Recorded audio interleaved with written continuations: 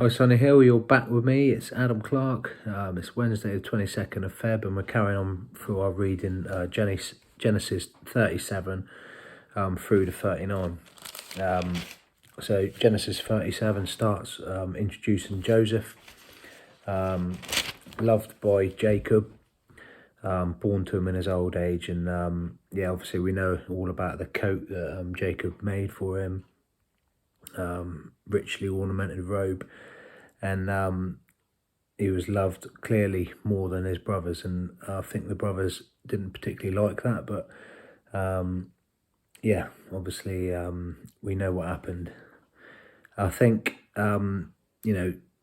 Joseph was put in probably a tricky situation, but his dreams didn't really help when he said about them bowing down to him, and just I can see that just adding fuel to the fire.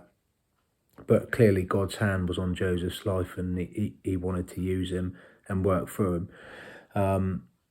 As we know, they sold him off to the Ishmaelites, which I suppose in a way was some sort of cousin to Joseph, and then taken into Egypt.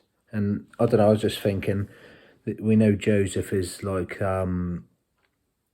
the path to save Jacob and Israel and the children through the famine when the famine happens. And Genesis 38, which kind of jumps in there a bit randomly, chucked in there, Judah and Tamar. And I see this chapter as actually saving the bloodline of Christ. We know right at the start of Matthew, it talks about the genealogy of Christ, and Judah and Tamar are spoken about in there. And then Tamar obviously had the child with Judah, which was Perez, and then the bloodline of Christ came from that. Obviously Judah slept with Tamar thinking she was a prostitute, so it's a bit messed up, but God had a plan and he made it work. Judah's sons, obviously, they made a bit of a mess of the start of life, and randomly God just put them to death. Shelah was the only son. I couldn't really see anything other than he's spoken about briefly here, but I see Joseph is like the path and the passage where it saves the children through the famine, but the actual bloodline was made possible through Tamar. And I think Tamar, it says possibly she was a prophetess, so she may well have had an inkling from God, this needs to happen. That's only speculation. That's obviously not written in there.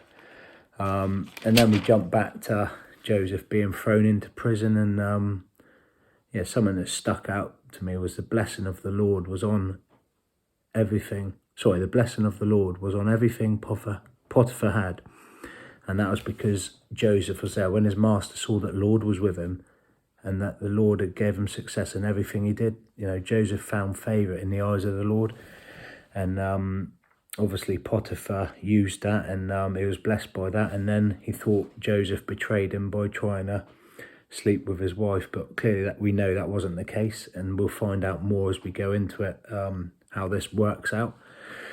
But I was just thinking, Joseph, what a man, after all he'd gone through, he then, he held up, and he didn't sleep with Potiphar's wife. He stuck to his guns, and God blessed him through that. And weirdly, obviously, he was put into prison for a while, but, from that, God blessed him. And I don't know, God's blessing us as well, his favours on our lives. You just got to hold on to him for that. And and if you think you're going through a tough time, just pray to God, Lord, help me, please help me. And he will bless you. He really will. He's blessed me. He's blessed people in my life, And he'll bless you. So that's a quick snippet for today, and we'll catch up tomorrow. Take care.